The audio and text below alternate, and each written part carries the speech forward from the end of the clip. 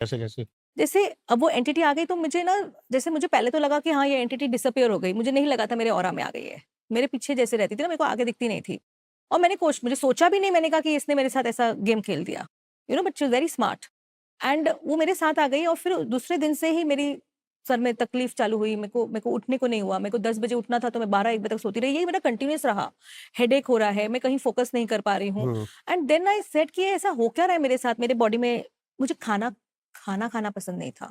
मैं किसी से बात करना पसंद नहीं करती थी। मैं ऐसे ही घर में ऐसे ही घूमती रहती थी, काम नहीं करती थी। तो एवरीबॉडी वाज़ सरप्राइज़्ड। फिर 10-15 दिन जब ऐसे हुए, हुँ। तो हमारे पास एक टीम ऑफ पीपल है, वो लोग आए मुझसे मिलने कि आपको मैम हुआ क्या? आप कोई अपॉइंटमेंट्स ही नहीं ले रहे हो, आप फ़ोन उठाता है तो आप बात भी नहीं करते हो। मैंने कहा मुझे भी नहीं पता है मेरे साथ क्या हो रहा है। तो हम लोग ने फिर ट्रेस बैक किया। मैंने बोला यहाँ तक मैं ठीक थी। तो उसने कहा कि फिर क्या हुआ? मैंने बोला फिर 15 दिन से मेरा ये हाल है।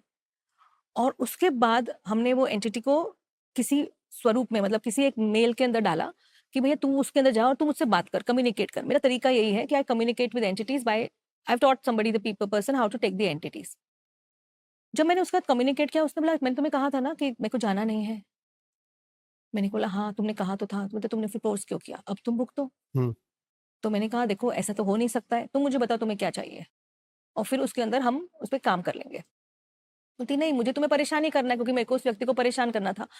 तो मैंने फिर सोचा कि ये लेडी जो है, ये कहीं न कहीं she is trying to play a game.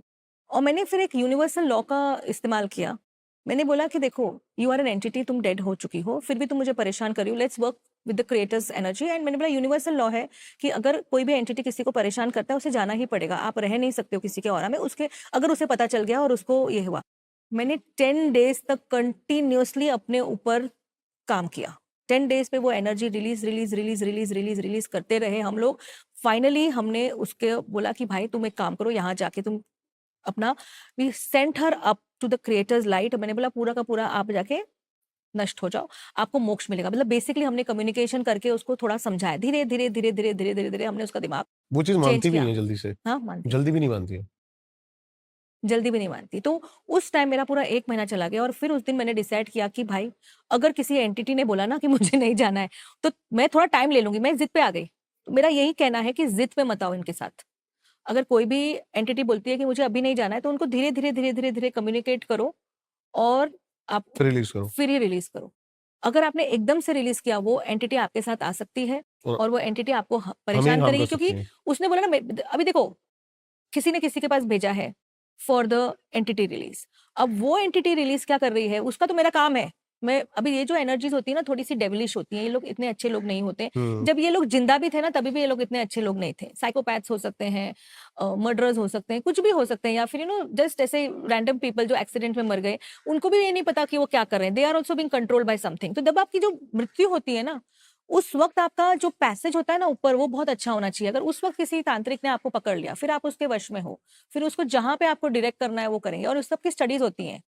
हुँ। तो वो तांत्रिक उसको, जैसे बोलते हैं ना, आपने देखा होगा बॉटल में डाल दिया, इधर डाल दिया, उधर डाल दिया, वैसे वो उनको अपने ये सब पास, होता है? हाँ, ये सब होता है। वो अपने वश में करके रखते हैं वो स्पिरिट्स को, और फिर जब ऐसे लोगों के पास जाएँगे, तो वो लोग उसके पास भेज देंगे। तो मेरा काम है, जैसे कैसे, क्या हुक्म मेरे आका, तो मेरा काम है तुम्हें परेशान करना।